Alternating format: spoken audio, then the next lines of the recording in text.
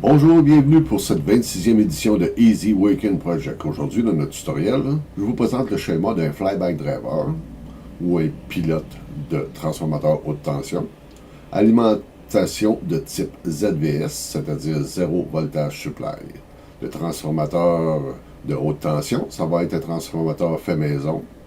Un transformateur qui a une puissance de sortie de 10 000 à 100 000 volts. Dans cette vidéo, on va vous montrer comment le réaliser. Mais on peut aussi utiliser un flyback de téléviseur, ça va faire la même chose. Avant de commencer, je veux préciser les dangers d'électrocution sont réels.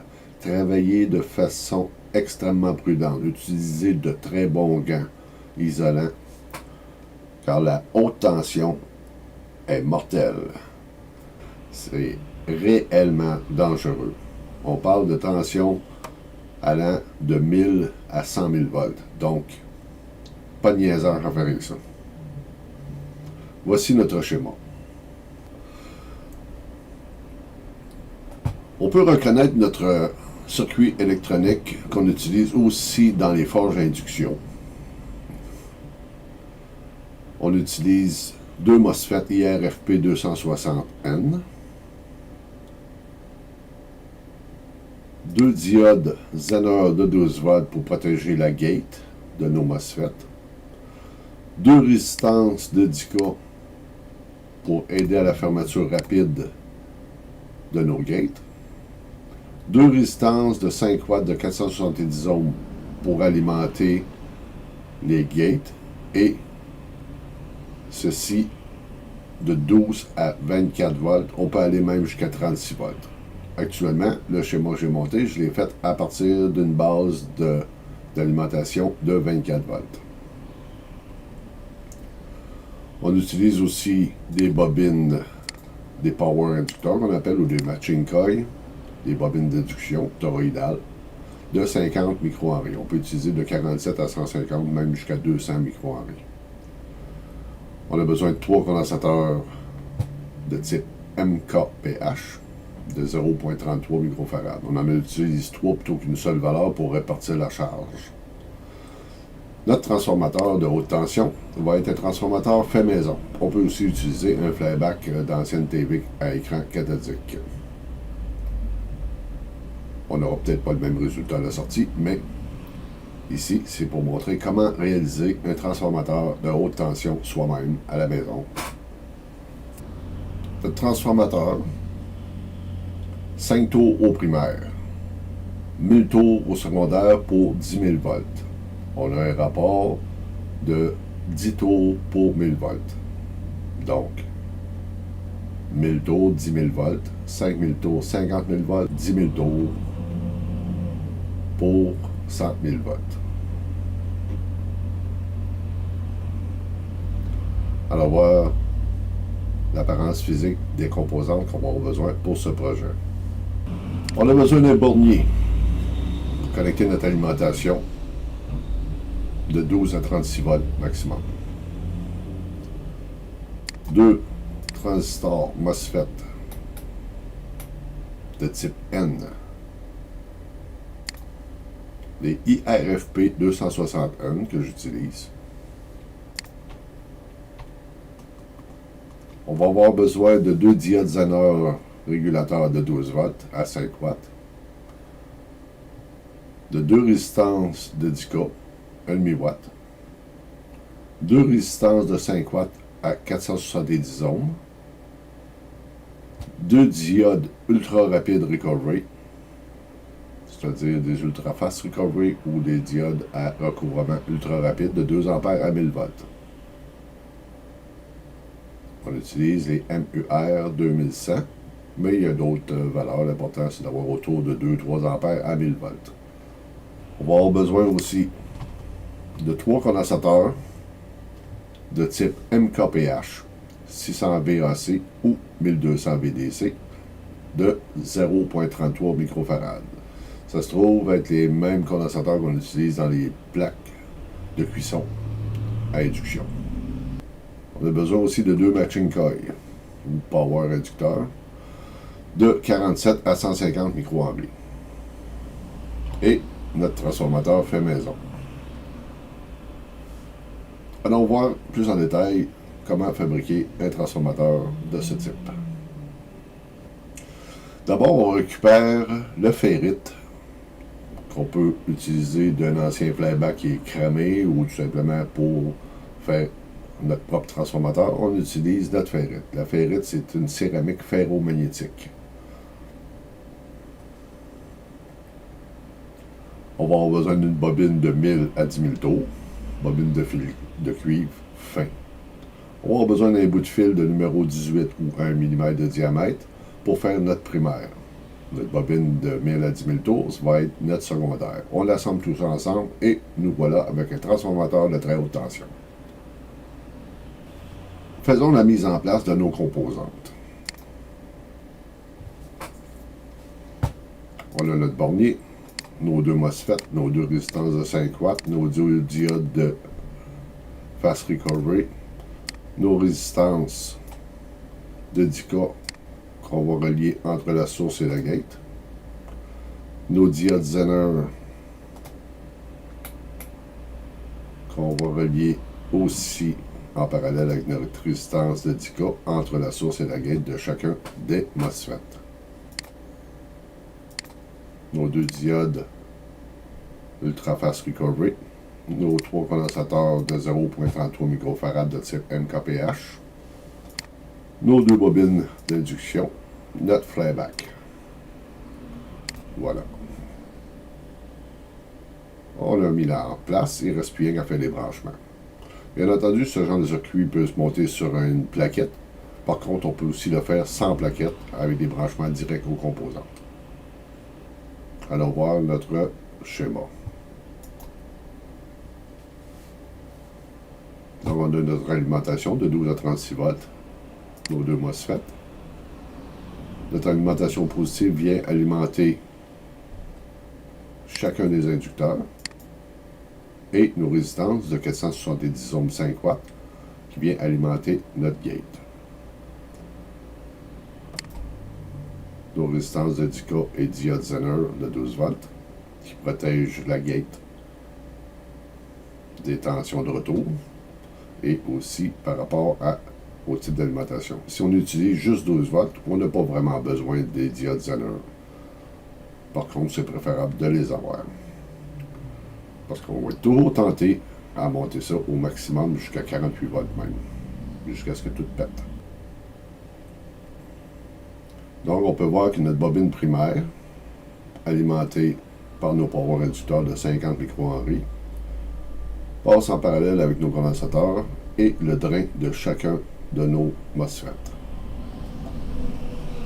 Le drain de notre Q1 vient envoyer un signal à notre diode Fast Recovery vers la gate pour une fermeture rapide et vice-versa à chaque cycle. Allons voir notre schéma électronique.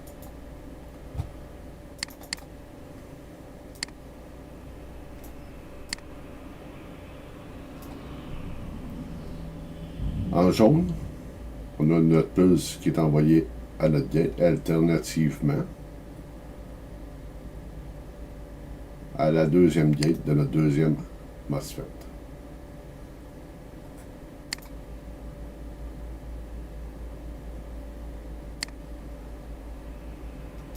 En blanc, c'est notre tension de sortie.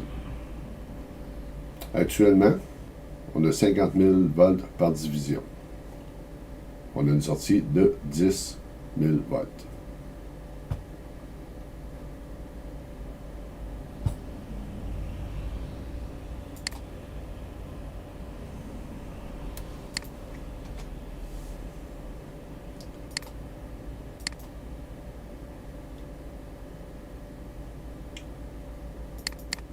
Notre bobine a au secondaire présentement 1000 tours.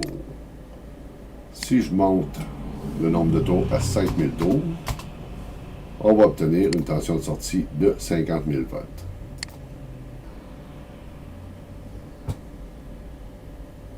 Si on modifie encore notre bobine et qu'on monte le secondaire à 10 000 tours,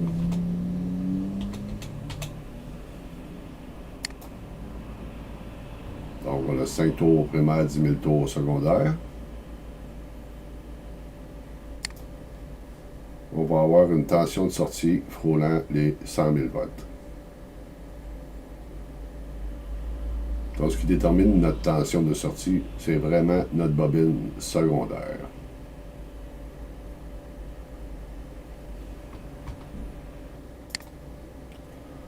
Revenons à notre source d'alimentation. Actuellement, on opère avec 24 volts.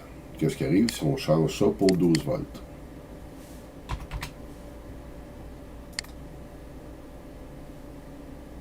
On démarre. Avec 10 000 tours au secondaire, on a quand même une tension autour de 45, 47, 47 000 volts.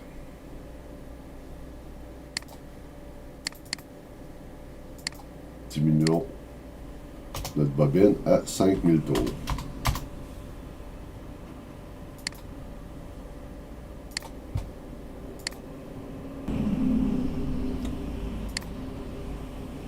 On se retrouve avec une sortie de 23 000 volts. Si on conserve notre transformateur de 5 000 tours au secondaire et qu'on augmente notre tension à 36 volts.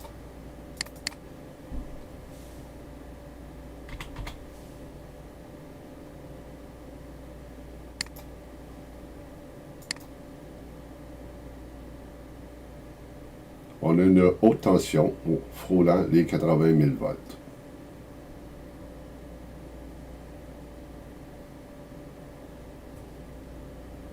On arrête ça. Diminuons notre bobine à 1000 tours.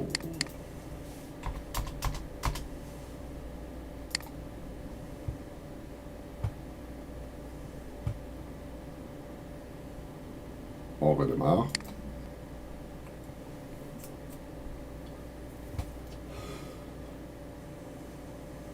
On a une haute tension autour de 15 000 volts. Si on augmente jusqu'à 48 volts,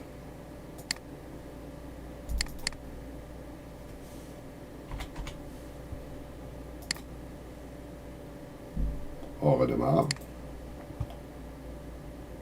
On a une tension autour de 21 000 volts. Donc, avec une tension d'entrée de 48 volts et 1000 tours au secondaire, on obtient une tension de 20 000 volts, qui est suffisant pour faire une arc électrique assez importante. Revenons à 24 volts.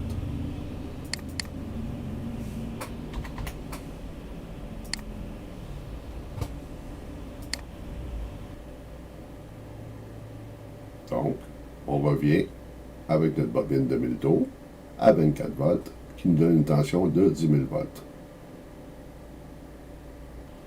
Essayons maintenant avec seulement 100 tours.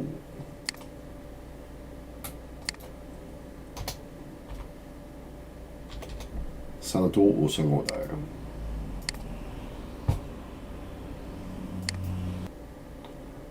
Ça nous donne une tension autour de 1 kV. Ce qui nous précise que pour 100 tours, on a 1000 volts. À 1000 tours, on a 10 000 volts. À 5000 tours, on a 50 000 volts. À 10 000 tours, on a 100 000 volts.